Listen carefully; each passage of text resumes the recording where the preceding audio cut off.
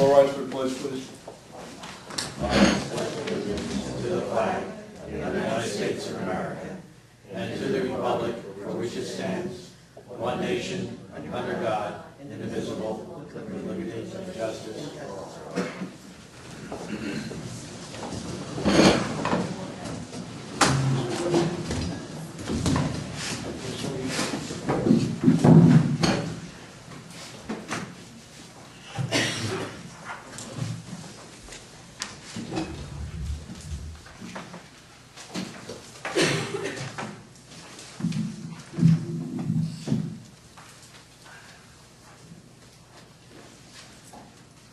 Good evening, everyone. Welcome.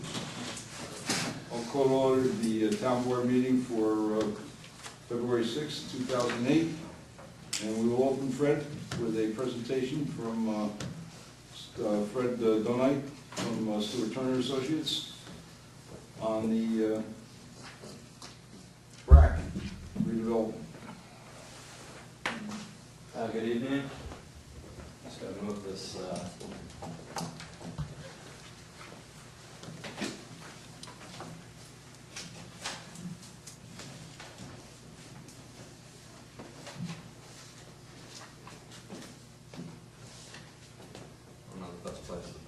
That's good.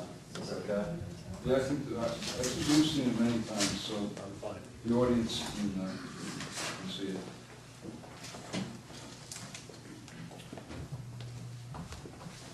Hi, good evening. My name is Fred Donite. I'm from Stewart Turner Associates, and with me tonight is AJ Capola of Capola Associates, architect for the BRAC project we're working on, and Kristen O'Donnell from my office, Stewart Turner Associates. Just going to give a very brief overview on the process of the BRAC analysis to date, and provide some information on next steps, what the LRA, the local redevelopment agency, needs to do to finish out the process.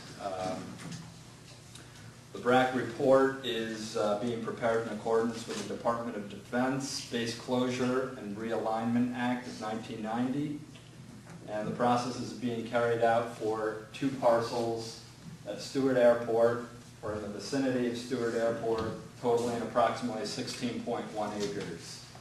And these parcels, or this parcel here, a total of 6.4 acres, which houses the main headquarters of the Army Reserve Center, and the northern parcel here totaling approximately 9.7 acres, which also houses facilities of the Army. In April of 2006, the town board formed the LRA, the Local Redevelopment Agency, which is a necessary entity, an entity that needs to be put in place to carry out this plan. The plan is going to be used in considering property disposal conveyance options by the Department of Defense. In June of 2006, the Local Redevelopment Agency publicly advertised the availability of surplus federal property to homeless service providers, also a requirement of the BRAC process. The town received no NOIs from any homeless service providers.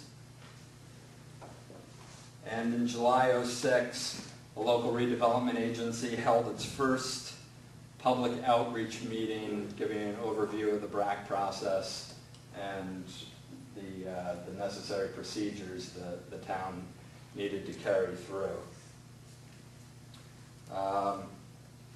In the summer of 2007, an environmental conditions of property report was provided to the town, which established the precise size of the property to be anticipated to be transferred from the Army to the town. Originally, it was just this southern parcel. It was expanded to include this for the total of the 16.1 acres. In November of 2007, our firm, Stewart Turner Associates, was retained by the LRA, by the Local Redevelopment Agency, to prepare this BRAC report.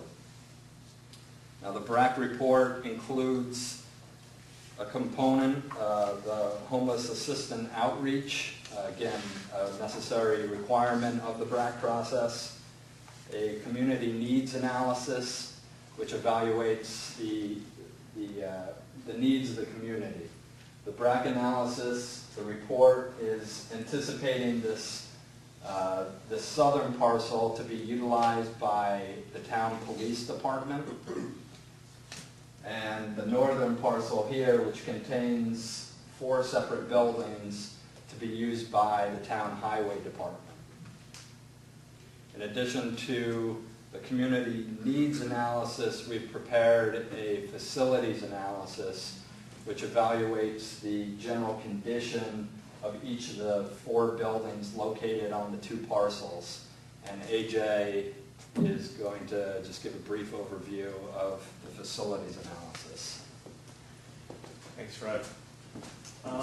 Basically, we looked at the 5 buildings: the Reserve Center building, the vehicle maintenance garage, the small building next to that, which I'm going to call the bus garage. I think it's 2219. Buildings around the corner from that, the metal garage, which is kind of deteriorating, and I want to call this the OMS building, which is just on the corner, I think, adjacent to that metal garage. So starting with the Reserve Center building, basically for your existing conditions there, this is probably the newest of the 5 buildings. This was built in the late 80s, I think 1987. It's 2 stories, approximately 36,000 square feet. It's accessible at grade on both floors, so the ground kind of rises up so that the second floor, which is mostly used for storage, has a whole set of double doors and a parking area that's adjacent to it. The building is in good to excellent condition, almost in every way. It's fully occupied. Its structure is a steel structure and raised concrete floors for the second floor and a concrete floor for the first floor. There's a number of different existing rooms on the interior. There's a very large assembly room, a kitchen facility off that. There are offices, training rooms, large bathrooms, locker rooms, quite a number of spaces fully developed inside that building. And basically all of your mechanical systems are in good to very good shape. They're all original, but they've been maintained.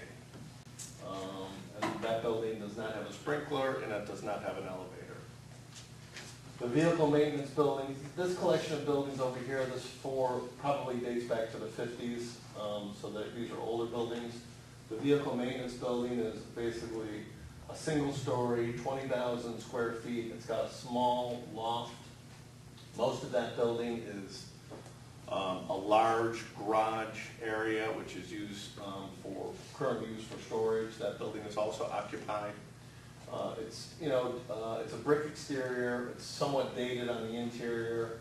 A wood structure. There are wood roof trusses, and through the years, the Army has done some retrofitting of those trusses. So they've knocked out some columns and installed some large steel beams to give themselves more clear floor area on the inside of that space. So it's a large space in there, and then adjacent to that, there are some offices, a reception area, locker rooms, so maybe a small kitchen. Not in terribly great shape, but that building is occupied. It is heated.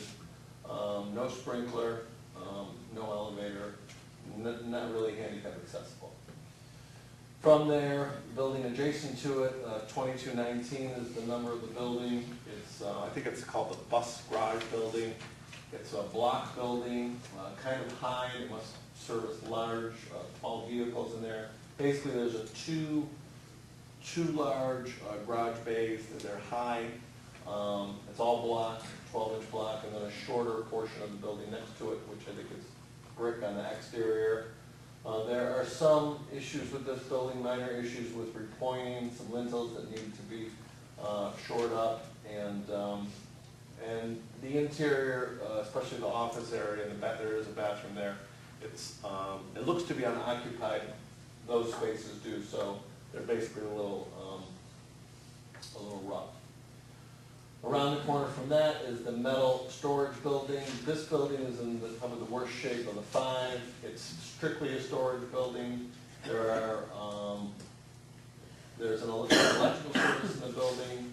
There's no water service in the building. That was cut off. There's no heat in the building. And that's basically just a storage building. Structural steel frame, corrugated metal skin. Then the last building, I don't know the number to it, but it's the OMS building here. It's a white block building. There was an addition built on the far side of the building at some point. Again, this building is a little rougher. It's all block. That's unoccupied right now. They just use it for storage. There are several garage bays in the rear. One of them is pretty high. It actually has a drive-through. That building is, again, unsprinklered. There's an electrical service to the building which heats the office area. There's no heat currently in the garage area, so that would have to be added to reheat the garage. Probably an oil tank in the rear. So that building needs some exterior work, probably repainting of the block. Gutters and leaders need to be brought to the ground because they're just kind of emptying onto the side of the block walls now. And then it could be, with the addition of the oil tank could be reoccupied, get some heat inside the garage area, and just to make it habitable again. Want me to go into the police issue, or? I don't think so. Okay. I think just the condition of the buildings. Okay. And just to wrap up here, the plan also analyzes data in relation to anti-terrorism force protection standards, as well as runway safety protection areas. That basically what that means is the location of the buildings to the runway, parking in relation to the buildings, those sorts of things.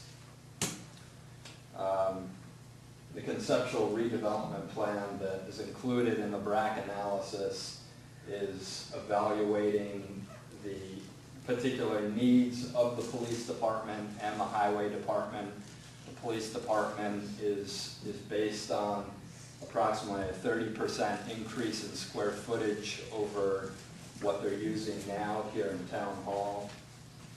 And the final portion of the redevelopment plan is going to be is a financial analysis of the whole redevelopment and how that fits in with the actual transfer. The transfer of the property from the Army to the town. Items to be completed.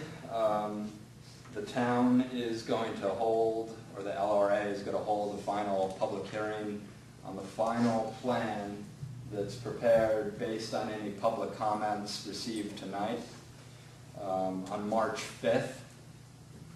And then on March 31st, or by March 31st, the plan will be submitted to the Department of Defense for the review and eventual or possible approval of the transfer of those lands. So that is our presentation.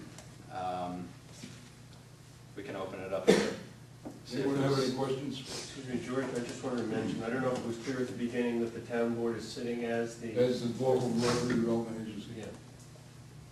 Authority. Is there any questions from the audience regarding this? Okay. Great, thank you very much. Okay, great, thank you. We'll close the meeting.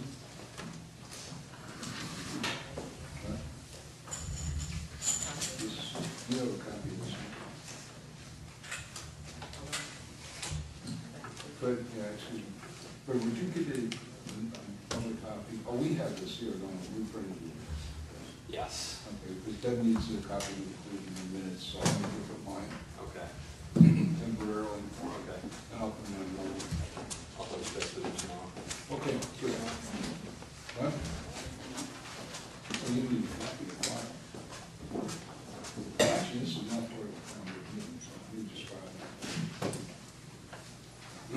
Fred, thank you. Many thanks. Thank you. Good job. Next item on the agenda is a public hearing increasing the income limits for low-income senior citizens exemption. And our assessor, Todd Wiley, will make a brief presentation on this.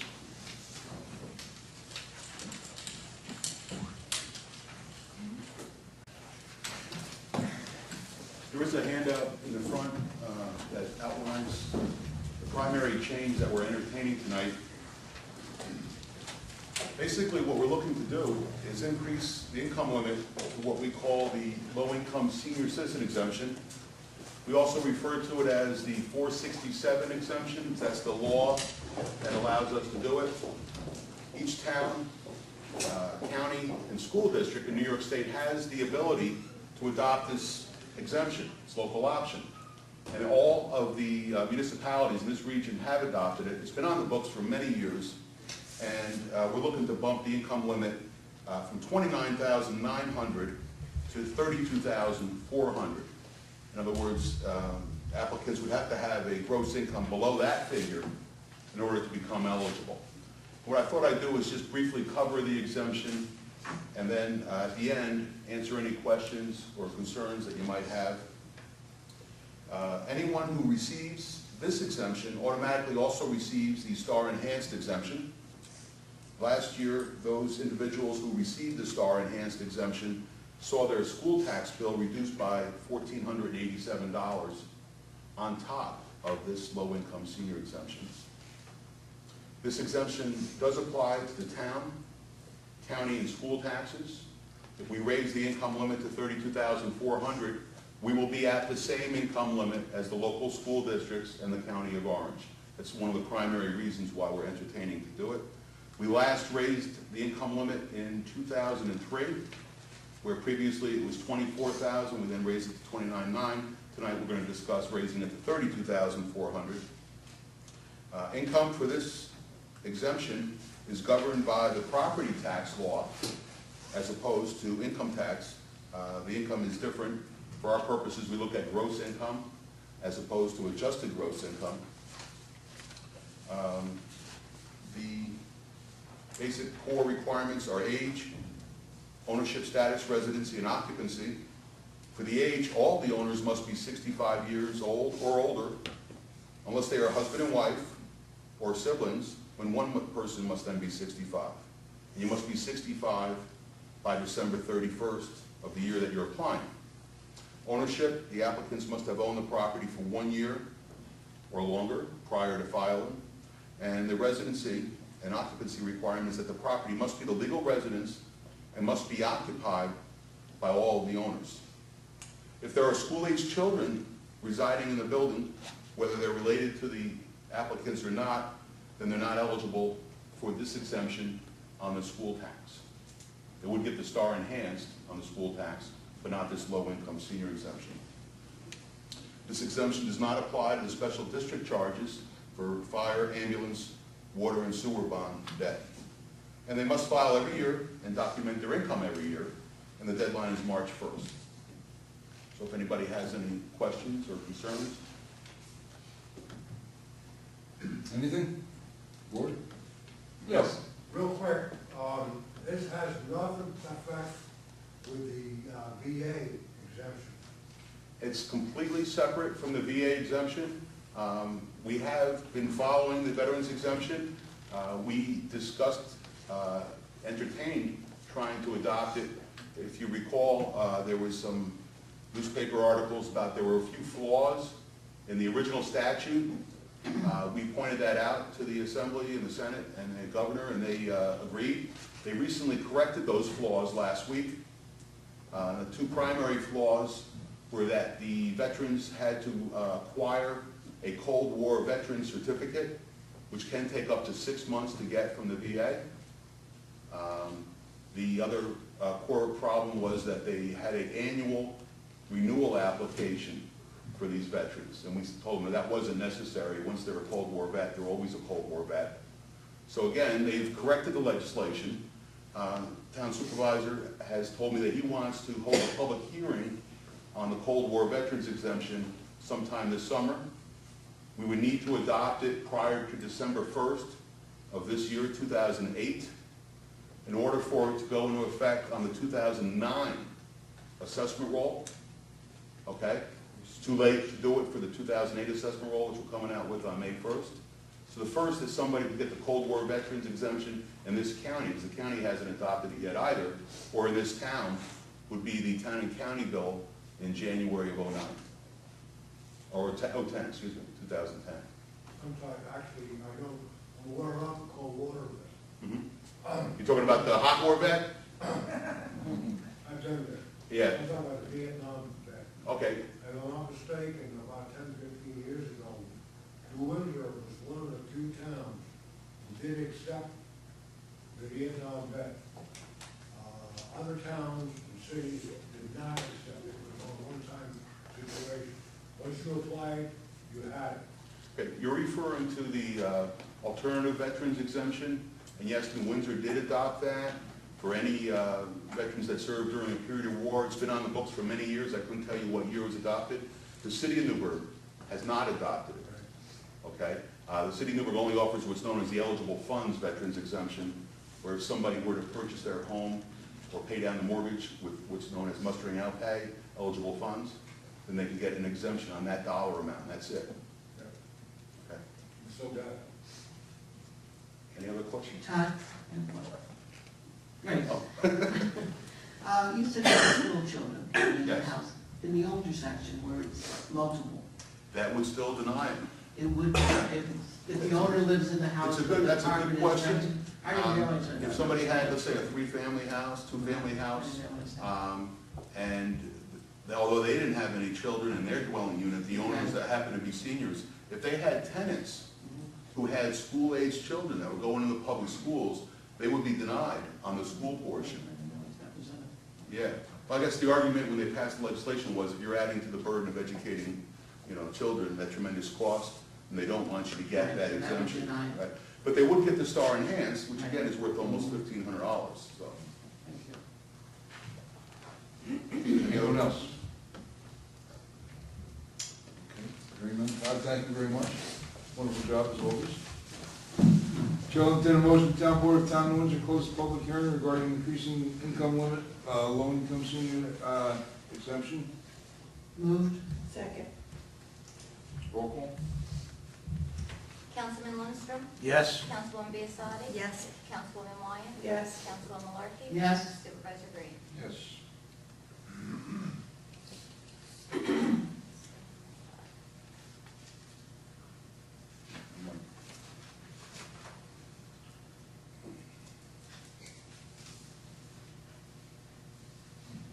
Chair will entertain a motion, Town Board of Town of Windsor pursuant to sections 10 and 11 of the Municipal Home Rule Law, adopt amendment to Chapter 263 of the Town Code of the Town of New Windsor in accordance with local law attached here to, and direct the town clerk to publish pursuant to law.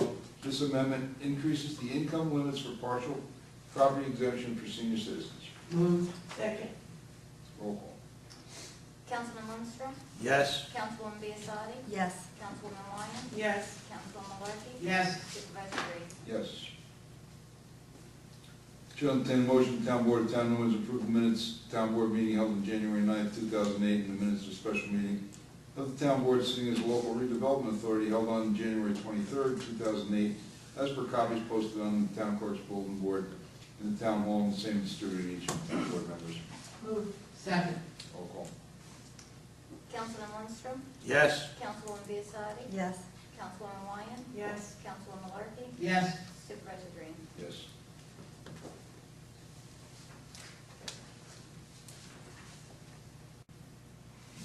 Chair will entertain a motion, Town Board of Town of New Windsor authorize change order number 2 submitted by C.A. Phillips Construction Corporation in the amount of $14,130.02 for work on the Union Avenue Pump Station per the recommendations of Macaulay Housing and Consulting Engineers, P.C. on January 31st, 2008. Moved. Second. Roll call. Councilman Lindstrom? Yes. Councilwoman Biassadi? Yes. Councilwoman Wyan? Yes. Councilwoman Malarkey? Yes. Supervisor Green? Yes. Chair will entertain a motion, Town Board of Town of Windsor authorize Supervisor Green to negotiate and execute amendment and any other necessary documents to the agreement with the town of Cornwall governing the town of New Windsor's water supply to the Firth Cliff Heights Water District. Moved. Second. Roll call. Councilman Lundstrom? Yes. Councilwoman Biassiatti? Yes. Councilwoman Wyatt? Yes. Councilwoman Larky? Yes. Supervisor Green? Yes. Chair will entertain a motion, the town board of the town of New Windsor adopt the attached management safety policy. So move. Second. Roll call. Councilman Lundstrom? Yes. Councilwoman Biassiatti? Yes. Councilwoman Wyatt? Yes. Councilwoman Larky? Yes. Supervisor Green? Yes. That amendment we will be adopting over the next few months, dealing with personnel safety. Chair will entertain a motion, the town board of the town of New Windsor authorize the town clerk to advertise pursuant to law for sealed bids for the odor control project at the town of New Windsor sewer treatment plant. Bid should be received, publicly opened on the 13th day of March 2008 at 11 a.m. in the office of the town clerk, 555 Union Avenue, New Windsor, New York.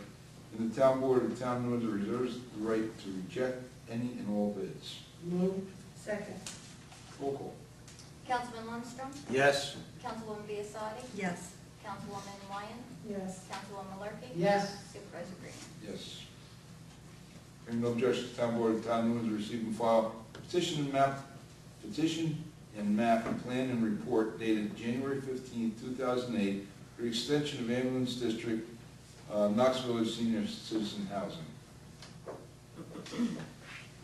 Chair will entertain a motion, the town board of the town of New Windsor authorize the town clerk to advertise pursuant to law calling for a public hearing regarding Knox Village, Legacy Woods, extension of ambulance district, former town of Cornwall section block and lot 9-1-19.1 and 46, to be held on the 5th day of March 2008 at 7 p.m. in the town hall, town of New Windsor.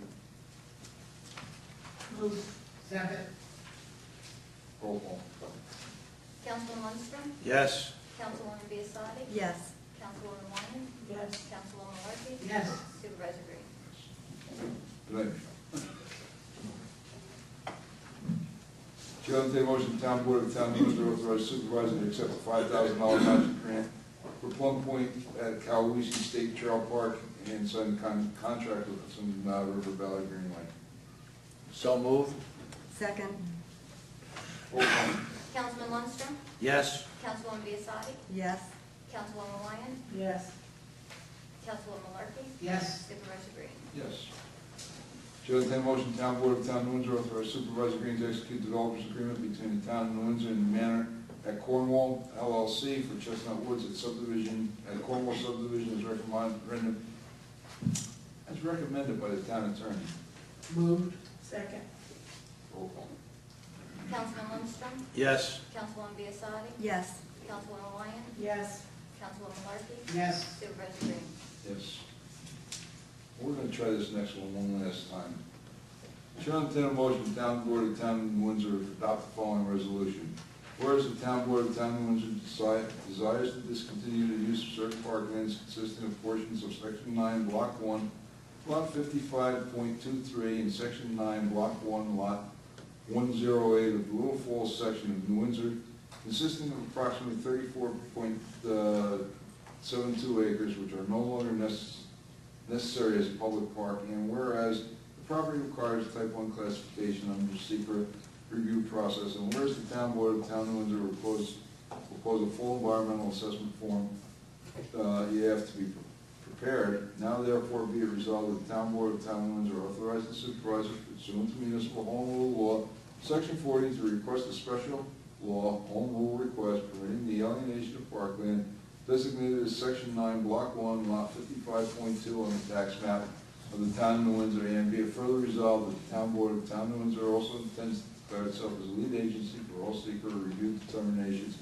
and advise other involved or interested agencies of said intent, and be it further resolved that the town board of the town of New Windsor hereby directs the town engineer to prepare a full EAF for the proposed alienation of parkland, and be it further resolved that the town board hereby authorizes the supervisor to sign the full EAF and any and all related documents necessary for proposed alienation of Little Falls parkland, and be it further resolved that the town board of the town of New Windsor directs the town attorney to circulate a lead agency coordination letter among the various involved or interested agencies together with copies of the EAF and such other information as appropriate, indicating the town board's intent to assume the role of lead agency for the action on the seeker in Part 617 for review and comment, and event no response is received within 30 calendar days, the town board of town of Windsor will assume the role of lead agency. And be it further resolved that the town attorney is directed to prepare a home rule request to be executed by the supervisor and forwarded to the appropriate legislator. Moved. Second? Roll call. Councilman Lundstrom? Yes. Councilwoman Biassadi? Yes. Councilwoman Wyatt? Yes. Councilwoman Markey? Yes. Supervisor Green? Yes. Chair will entertain a motion, the town board of the town of Windsor adopt the attached resolution to provide additional pension benefits, section 375-E, section 375-G, and section 375-I of the retirement system, Social Security law for police officers. Moved. Second. Roll call. Councilman Lundstrom? Yes. Councilwoman Biassadi? Yes. Councilwoman Wyatt? Yes.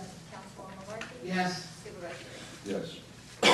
Hearing no objections, town board of the town of Windsor receive and file rider to bond number 8845174 from Zurich North American Surety and Financial Enterprises in the amount of $183,147 from Middle Earth Major Subdivision as authorized by the town board on January 9th, 2008. Hearing no objections, the town board of the town of Windsor receive and file fully executed Public Employee Risk Management Association Workers' Compensation Program Agreement effective January 1st, 2008. Excuse me. Following reports received, recorded, and filed with the town clerk, building department, month of December 2007, building department year-end report for 2007, building department report for January 2008, Justice Thornton's report for January 2008, Justice Sullivan's report for January 2008, the town clerk's report for January 2008, fire prevention report for January 2008, receiver of taxes, the garbage sewer and water report for 2008, January 2008, recreation department for January 2008, and receiver of taxes monthly tax statement for January 2008.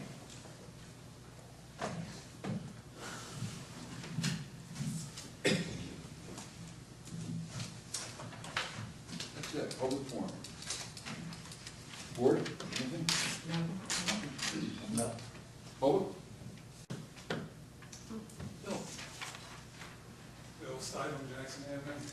I became involved with a couple of projects this past week that are of concern to me, and I wanted to bring them to your attention because I think they'll be of concern to you as well.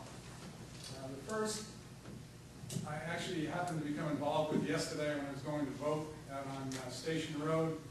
I passed the entrance to the Army housing just west of Little Britain School, and a whole bunch of pickets out front, people out front there with signs.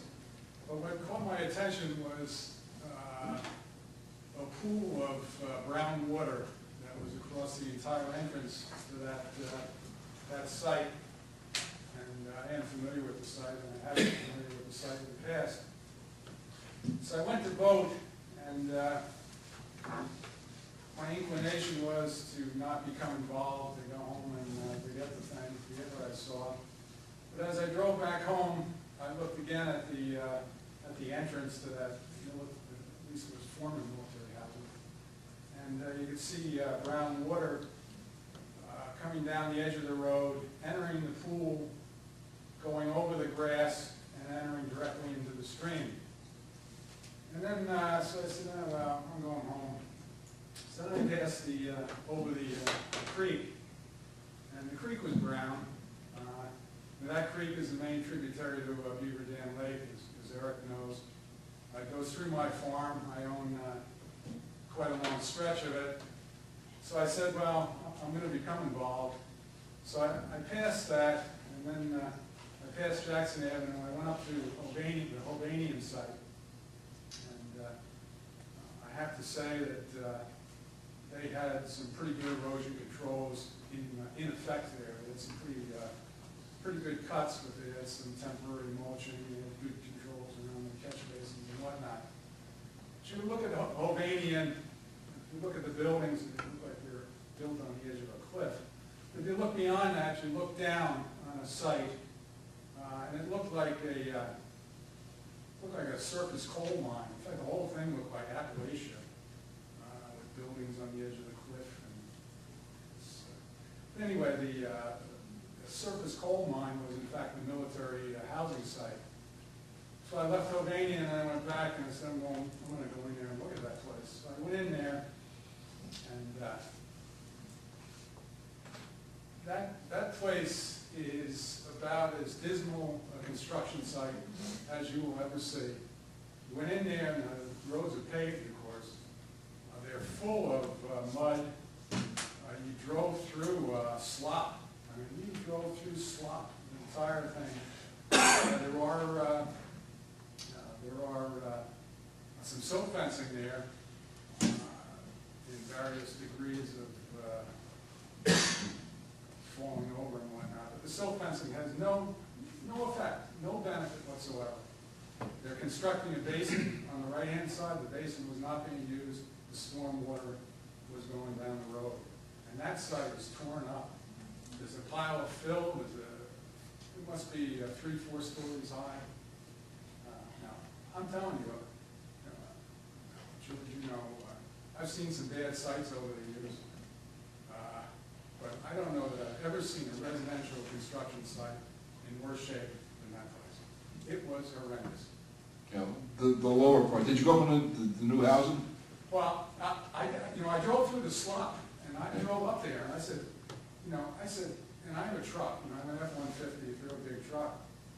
I said, I hope I can get through this slop. I mean, I thought if the road wasn't paved, I figured any second I'm going to sink down and like quicksand, and that'd be the end of me. But I did make it up to the top. Did you go up to Barrett Drive?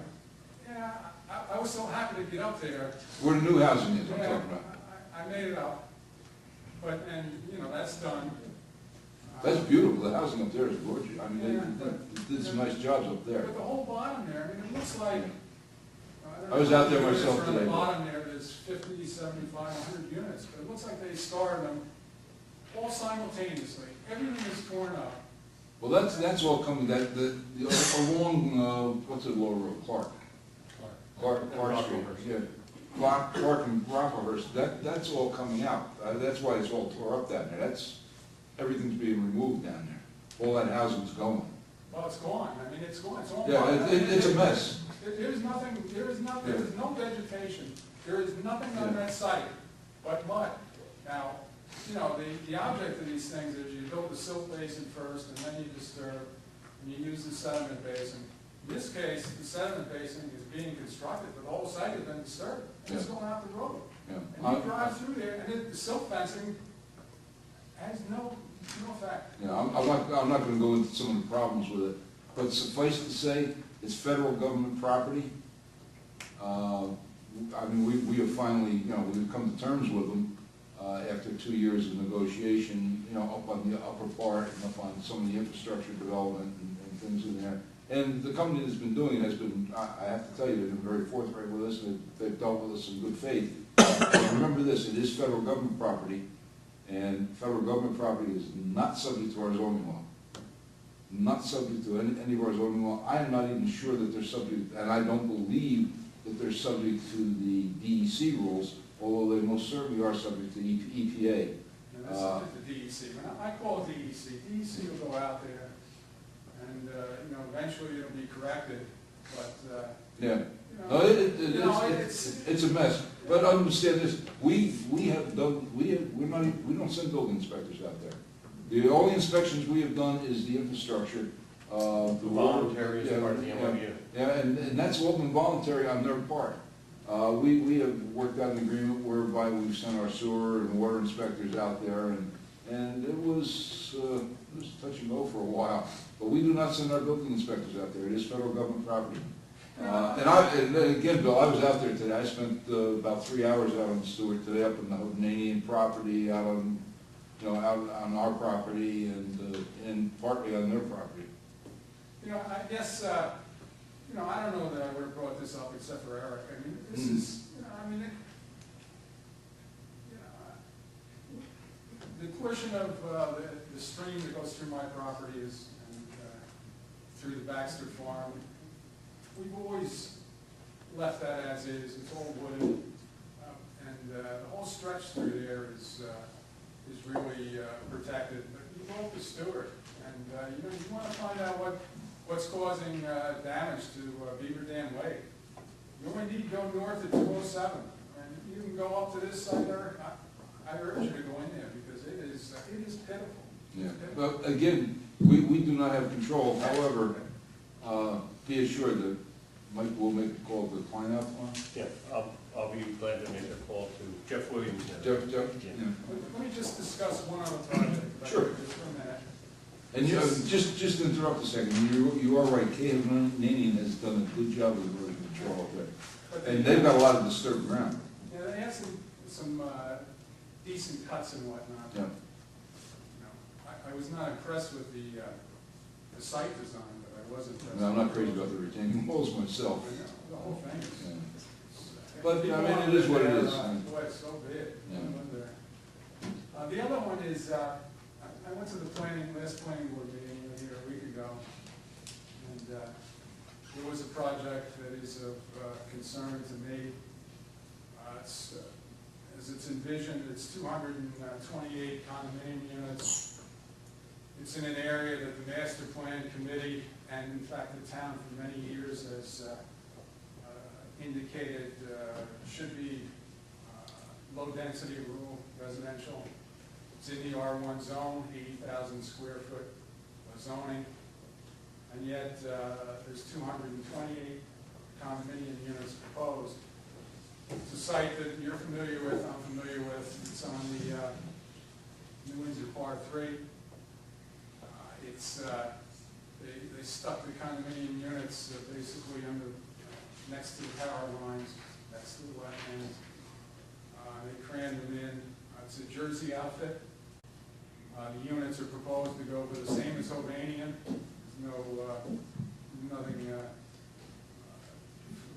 There's no affordables. There's no affordables, and it's nothing for New Windsor. I mean, you know, it's they're getting I don't know 10 times the zoning density. They're cramming them in. We get nothing. Now I'm a senior citizen. I qualify for this stuff, and basically the senior law is going to force me off my property at some point. You know, the golf course property. I own land on both sides of Jackson. There's only a small strip of land between my farm and the condos. The property next door, we went through the whole thing with Shadowfax development, proposed development, has 2 to 10 acre lots, some nice rural lots. That whole backs up on the 228 condominiums. All of a sudden you have people that are going to spend $200,000 or $300,000 for a lot, another $200,000 or $300,000 for a house, presumably. They're supposedly protected by the zoning, low-density zoning, and they're going to have 228 condominiums at a density of 5 to 10 units per acre. And I tell you, the other thing they're going to do is, of course, they're going to extend sewers to the property, and then the sewers, the adjoining properties will hook into that, and pretty soon you'll have not 228 condominiums, you'll have 2,028 condominiums. And I tell you, and I told you at the public hearing, that this law is bad for New Windsor, it's bad for senior citizens. Fine, you want affordable, you want the thing in Vales Gate, fine. At least that does some good for New Windsor. This Jersey outfit, I've dealt with them before. They are going to do nothing good for the town of New Windsor. And I just can't help but speak up early, because later it's going to be too late. They're already looking at what sewer manhole to hook into. And these people come from Jersey, they just dump the thing on here, and they're already looking for what manhole they're going to hook into.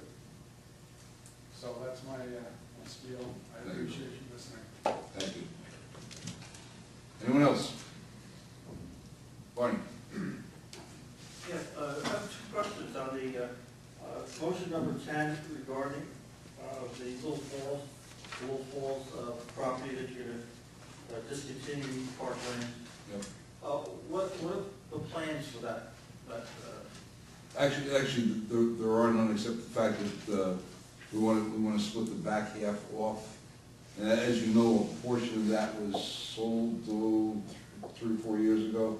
And we want to make sure that it's right for the owner, it doesn't come back and haunt them. When that was originally bought, there are no parklands on the portion that we want to split off. You know the property well. Yeah. And we may, just hold on, Cheryl's changing tapes here. We are intending to go back in and re-examine the old wells that were there. So the truth of the matter is, it's my personal feeling that, and I'll tell you very, very frankly, if this doesn't go through this time, this is the second attempt with the legislature in Albany and to put this through. If this doesn't go through, we're going to go to county court, to the Supreme Court here in Orange County, and just get a sole order and split that off. It's already been split off, if I'm not mistaken, I believe into 2 parcels. But it was parcel- never intended. When that property was bought in 1964, does that sound right to you? 64, I think it was. The minutes of the meeting are very clear. It was bought as a water, as a water resource, and that a portion of it might be used for a park. So it was never meant to be a park to begin with. But we have 2 wells back there. Actually, we have 3 wells back there, 2 of which we believe might be viable. So. Well, it wasn't clear what was going Yeah, to happen. no, that's all it is. The other item that I was wanted to question or ask about is the number 5, the motion on seal bids for sewer treatment plant odor control. Yeah. And I recall at the workshop, they mentioned something about whether the installation of sand beds or sand filters or whatever. And it's my understanding that sand in and of itself is not a very good scrubber for gases, like for odors. Well, I think I say sand. I think it's more than sand. It's a project that our engineers have seen. It's a project that our engineers are recommending. So is there some detail as to what that No. is? No, I don't have. I don't have the final plans yet. The final plans are not available. That are going out for bid. So it's something probably more than just a sand filter. Yeah, I'm sure. When I say I'm not an engineer, so I'm I mean, I say can see a sand filter maybe with a activated charcoal I cap. would imagine something like that. You would have to talk to Dick will tell you. Okay. Dick or Mark will know right off the top of their heads, but I don't know. Maybe even Bill might know. But no, I don't know what the composition of the sand is. It's been used in other places with some success. Because most of the odor control measures that are taken at municipal sites are either chemical treatment. Very expensive. We're trying this as an alternative. This is much cheaper. The other. We weren't going to spend something just to install sand beds, which are. Oh no, This no, is this not is gonna work. this is much cheaper. We're going to try it. And we're doing it small. We're not doing a big one at this point. Thank you. Anyone else? Go. I just had one thing that I neglected, the project that I mentioned, the 228 condominiums. Most of that site is in the watershed of Brown's Pond, so Well aware of that. it adds a little bit more We're well aware of that. concern to the project. I don't know where that project is, but I did speak to the developer about that specific subject, about stormwater runoff, because it's a major concern of mine. Anyone else? I will entertain a motion to close the public forum. Moved. Second. Roll call. Councilman Monson? Yes. Councilwoman Biassadi? Yes. Councilwoman Ryan? Yes. Councilwoman Martin? Yes. Supervisor Green? Motion to adjourn? Moved. Second. Councilman Monson? Yes. Councilwoman Biassadi?